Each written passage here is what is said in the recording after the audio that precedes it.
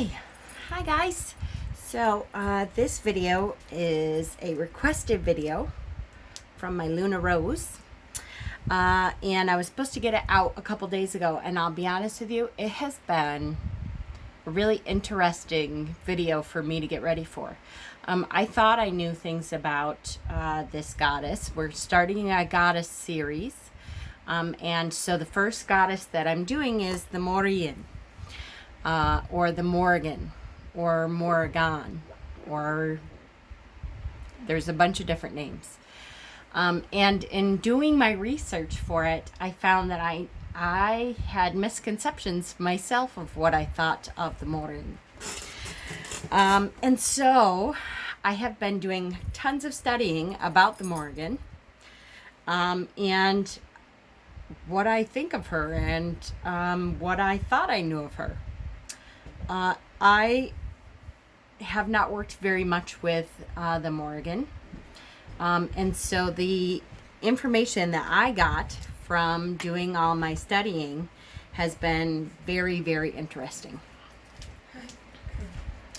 Very interesting to me and very enlightening, and I am interested in doing more study.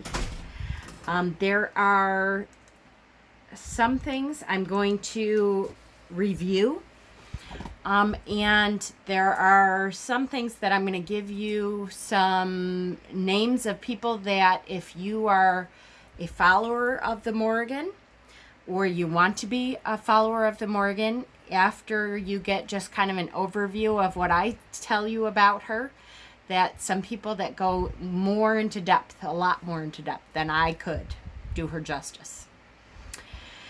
So I'm really kind of excited to start this whole series of goddess videos, because this is really cool. I like it. Okay, so let's talk about, first of all, we are talking about the Irish goddess called the Morrigan. If you were going to try to pronounce her name in the Irish dialect, in the modern Irish dialect, her name is pronounced Morrigan, with an R, a kind of a roll off the tongue with the R. So it's the Morrigan. If you were to try to pronounce her name in the old Irish Gaelic dialect, it then kind of has the G in it, but it's also almost rolled. There's a lot of throat work with the Gaelic. So that would be the Morrigan.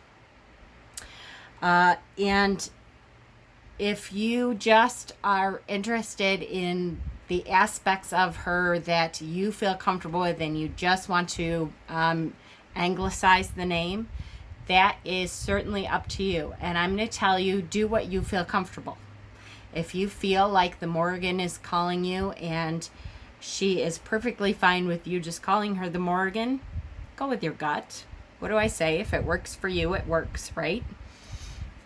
If I were to do it, if I were to closely follow her, I think I would use a combination. I think sometimes I would use Morrigan, and I think sometimes I would use Morrigan, and I think sometimes I would just use Morrigan. So go with your gut. It's okay. Do what you feel. Okay?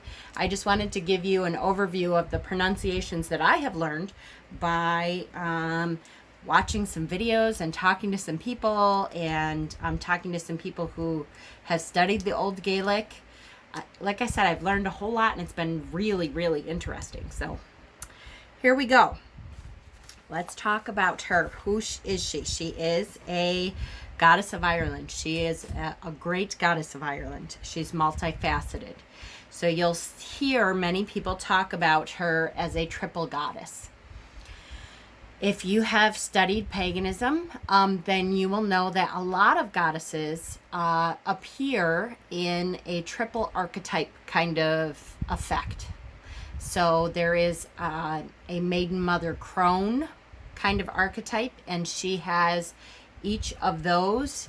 And then with the Morrigan, in Ireland, a lot of the goddesses, you'll hear them be called the ninefold goddesses. because there is 3 main different aspects of her, and each of those have 3 archetypes within them. So it makes it very multifaceted. And I think I have to say, first of all, Joey Morris is amazing. She is a longtime witch. She has the Morrigan is her goddess. So if you want to learn a whole bunch more, she has an entire series on the Morrigan, and I have not even watched all of her series on them. And she is she's very careful about what she says about it, and she has studied a whole lot, and she has followed the Morrigan for a long time. So I do recommend that you go there. As a matter of fact, I'll probably link her in the down bar, because she is a great resource for this, for sure. The 3 different aspects that I will tell you, they are either aspects of the great goddess, the Morrigan, or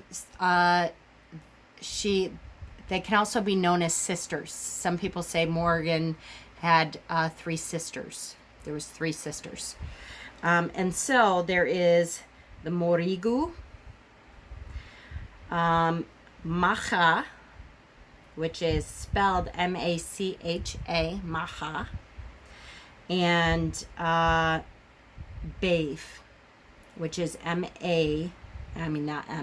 B-A-D-B, Bave. And that is all in modern Irish. If you were to try to do the old Gaelic Irish, it would be Bovjacheg or Bolive. I've heard both. And Macha stays the same. Both are pronounced Macha. So it's very, like I said, it's a guttural throat. Okay, so that's some of the pronunciation things we're going to get out of the way. And there's those 3 aspects all have different meanings and different aspects. Very often, Bave is the crone aspect. Morhigu is the maiden aspect, and Macha is the mother aspect. Okay, so again, and I will tell you that within those there are different aspects of that too. Morrigan is a goddess who is known very much as a goddess of war and battle. So to a lot of people that kind of puts them off, and I was surprised because there's lots of goddesses that are goddesses of war and battle. Look at Sekhmet, who is one of my goddesses that I follow, and she is a goddess known for fierce warrior battles and bloodthirstiness. And so if you're going to follow Morrigan, know that that is part of her aspect. But you kind of have to go back and look at the Irish history and where the Morrigan came from. So I will not do a hour and a half long video, but I'm going to tell you very, very quickly a very brief, very basic overview of the Tuatha Dé Danann, or Tuatha Dé Danann. That is where the Morrigan comes from. There's races of people in the Irish lore. There is overthrows of different peoples in their histories. They have, I believe there's 5 different peoples that have come in their history and overthrown the peoples from before in their mythological stories. That's how this all started. So there's the mythological cycle is the Tuatha Dé Danann, okay? And that is the magic cycle. They were very good at magic, and this is where the Morrigan comes in. Now, her stories have kind of go through all different cycles. They go through the Ulster cycle, they go through the Fionn cycle, all the way up to the Kingly cycle also. But in each of these waves of people that come in, they come in and they defeat the wave of people that were there before. So the Ulster cycle, they were known for physical strength and war. the Tuatha De Danann. I'm going to say that over and over until I start saying it correctly, because I have always said Tuatha De Danann, and there is no TH on it. I've heard Tua De Danann and Tuatha De Danann. So pronunciation, right? Was known for magic. The Ulster cycle came in, and they were known for physical strength, not for their magic. And when they defeated them, where's my notes? Hold on one second. I just want to make sure I get it right. They came in, they were called the Milesians. The Milesians came in, they defeated the Tuatha De Danann, and they struck a deal. Instead of wiping them out and banishing them from the land completely, they struck a deal, and they said that the Milesians would live above the ground, and the Tuatha De Danann, they could take Ireland below the ground. And so what does that mean? That I mean, to me, it becomes super interesting at this point to me, because they made it so they can get underground to where the Tuatha De Danann are banished to through portals that are all over Ireland in the land. They have these huge hills with megalithic tombs to access the realm below the ground. So what does that sound like to you? It sounds like all the poetry from W.B. Yeats that we've been talking about. It sounds like the Fae. It sounds like this different realm of people that had magic and that would steal children and take them away to this other realm that you couldn't access easily. It's quite a storyline, and to me that's why this video is taking me so long, because it kind of grabbed a hold of me and brought me down this rabbit hole of Irish myth and legacy, and I was super interested in where it was taking me, so I just kept going on down this hole. But I'm going to try to stay on track, which is not easy for Mama Squirrel, right? Okay. So there's this other realm that Morrigan, that she comes from. And I believe it has a lot to do with the mythology of the Fae of Ireland. All right. So Morrigu, Macha, and Beith. Those were three sisters, or three archetypes, three aspects of the Morrigan. She is a shapeshifter. She shapeshifts into all kinds of different shapes. And she does that to elude people, and she does that to defeat people. She is also not only just war and battle, but the cycle of life and death. She's associated with wisdom and prophecy and magic. And so we have to look at the Tuatha De Danann and the Morrigu as aspects that she's freaking cool. I have to say, every time I read about her more, I'm more and more intrigued. So it's definitely something you want to read up on a lot. She comes from the Copper Age, which is funny that the first writings that people have found of the Morrigan, they did not come from pagans. They came from Irish monks. And the Christianized monks started writing the history of the Irish myths. And so we may not have even understood what the Morrigan was or how she was portrayed had the Christian monks not come in and written it down in some kind of language.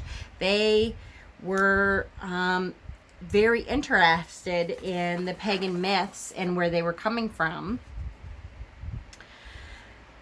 So sometime between the 8th and 12th centuries, is when we see the first written word of the Morrigan, after Christianity had replaced paganism as the dominant religion in Ireland.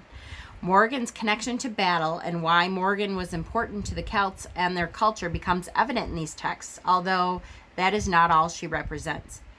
Her name in history has varying spellings and translation, but in Irish her name was originally Morrigan, meaning great queen or phantom queen. So she is most accredited and accurate meaning to Morrigan is this great queen, this phantom queen. And it means this connects her to her sovereignty and to the land. They saw her as the conqueror that helped keep Ireland within the people that it was supposed to stay with. Okay, so many stories.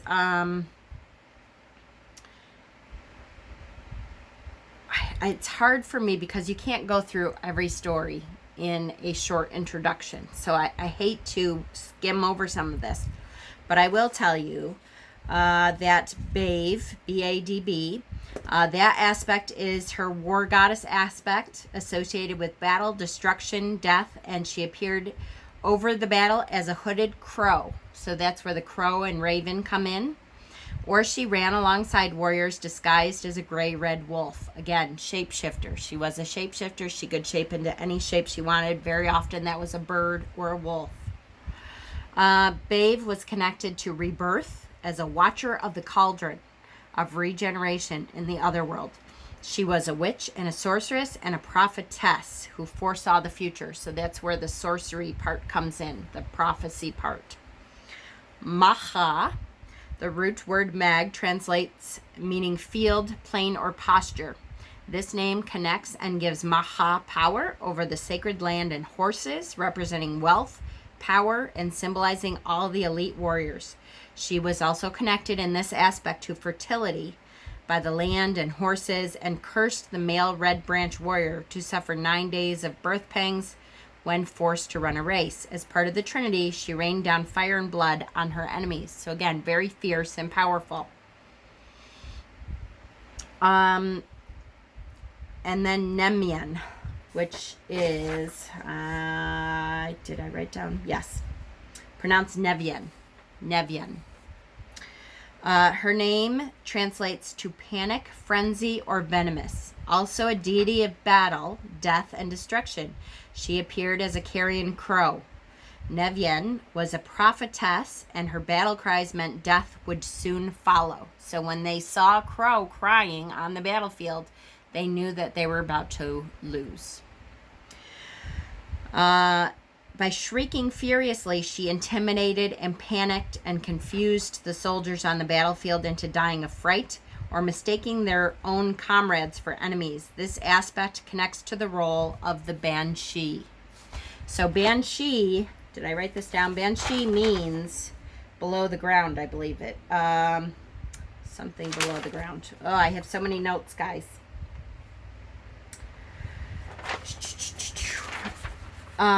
But that's where the stories of the banshee come from, and they come directly from the Morrigan.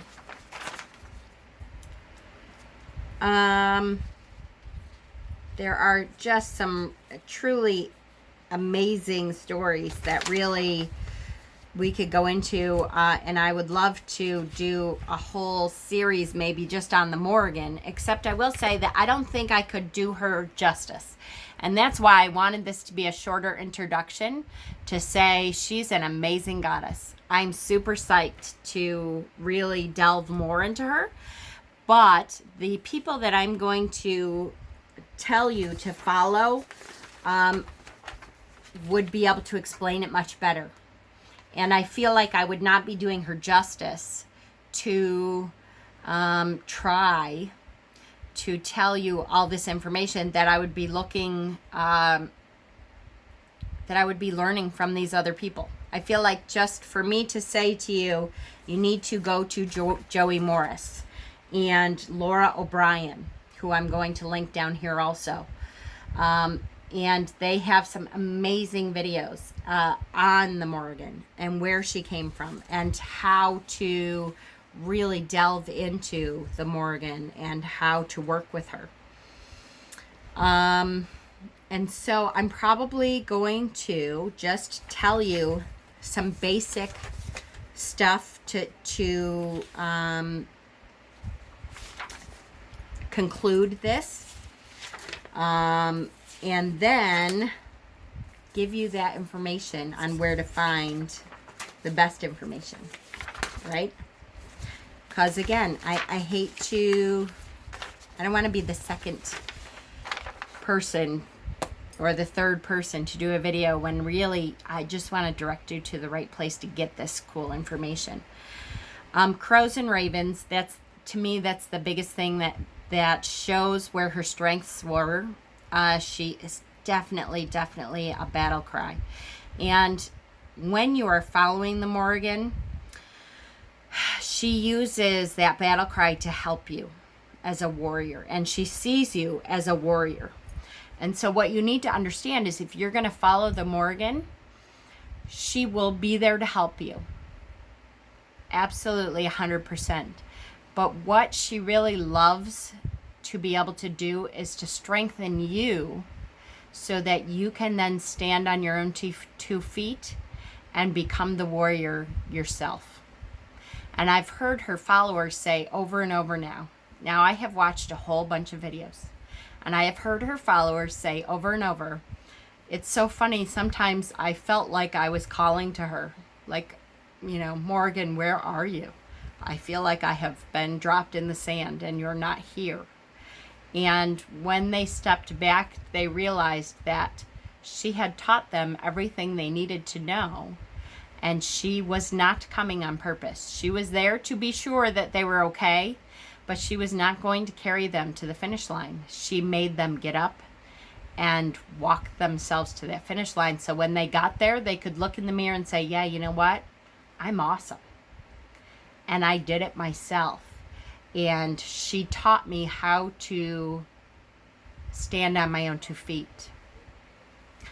And I can't imagine a goddess's work being more important than that. Than teaching you are everything you need. You are it. That's a pretty damn cool goddess. There are a million different prayers to the goddess Morrigan. I thought I would read you a few, and I will post these in our Facebook group also. Raise the flags and bang the drums. The time to answer her call comes. World gone mad, corrupt in power. We're counting down to final hours. Time to stand, to change our fate. The time is short, not long to wait. Wake up, children, time to act. It's time we faced the chilling facts. War is coming, hear her call. Stand up strong, fight, don't fall. Rich get fat while poor can't eat. It's time this system faced defeat. Our planet's plundered, poisoned, dying. No more time for governments lying. Get up and fight, stand tall and proud. We'll show them this is not allowed. Beautiful. And so perfect for where we're at. I would hear the words of the Raven Queen, she who watches over all and has many forms. Great Morrigan, wherever you may be, I seek your blessing. Lady of the Dark Moon, be with me this night and witness my ritual, held in your honor, so mote it be. And these were author unknown. I did not find. If I did find where these came from, I will say where they came from. Goddess of battle, great goddess of the land, she who is the washer at the ford, mistress of ravens and keeper of the shield, we call upon you for protection. Trespassers beware. The great Morrigan stands guard, and she shall unleash her displeasure on you. Let it be known that this land falls under her protection, and to do harm to any within it is to invite her wrath. Hail Morrigan, hail Morrigan. We honor and thank you this day. This came from Southern Hemisphere Pagan. Beautiful. A prayer for Morrigan. When a call for action is needed, when battle cries must be heeded, Morrigan will hear your pleas. Courage to you she will avail, empowerment and strength hearty inhale. Influence and magic will be yours to wield, omens and destiny too shall be unveiled. Goddess of magic, witchcraft, and prophecy, Morrigan will fulfill all that you need. And that's from the Magical Circle School. So I will put a bunch of these in a file. I'm going to start a file on the goddesses in our Facebook group. And I will put a bunch of these in there. Let's talk about really quickly her correspondences. Her names we talked about. She is Irish, warrior, crows, eel, heifer, meaning the cow, raven, wolf. Beverages that are associated with her are ale, milk, red wine, and water. Colors, black, white, and red. Her day is Wednesday. Her element is earth, flowers, snapdragon. Foods, acorns, red beans, red meats. Gemstones, bloodstone, flint, jet, obsidian, quartz. Herbs, belladonna, mugwort, nightshade, yew. They are all prophecy herbs. Offerings, red beans, meat, bloodstone, flint, obsidian, spearheads. Oils, dragon's blood specifically. The Sabbath is Samhain. That is known as the day that she lay with the Dagda, which is the greatest god, is the Dagda. It is Danu's son. So the Tuatha De Danann means the people of Danu. She was the original goddess. From her came Dagda, who was the greatest god. And Morrigan is thought to have been consort or lover to the Dagda and also to Lu, who we're going to be celebrating when Lunasa comes next week. Time of day, dusk or midnight. Trees, aspen, rowan, willow, and yew. And the zodiac sign, Scorpio. Her keywords: battles, boundaries, death, fury, justice, life, magic, poetry, prophecy, sexuality, shape changing, slaughter, sovereignty, victory, war. So understand, there's a place. I was trying to, this is a picture of the place. I was trying to get a better picture of it. It is called the breasts of, hold on, let me see. It's called the breasts of Danu, the Dahichtdanan. And it's in Ireland, and the Morrigan is thought to be associated with that place very much, apparently. And they look like breasts. So, very interesting.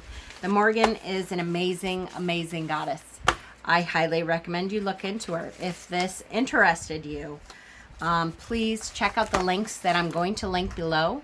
And, make sure you do your homework. But make sure you open yourself up to welcome a goddess. When you're ready to work with the first goddess that you want to work with, I would have an offering go out into the night if they are night, dark aspect goddesses, and give your offering and then listen. And you should get a feeling of if this is a goddess that you're supposed to be working with. If you feel her call, you should know. Many blessings. Goddess video 1.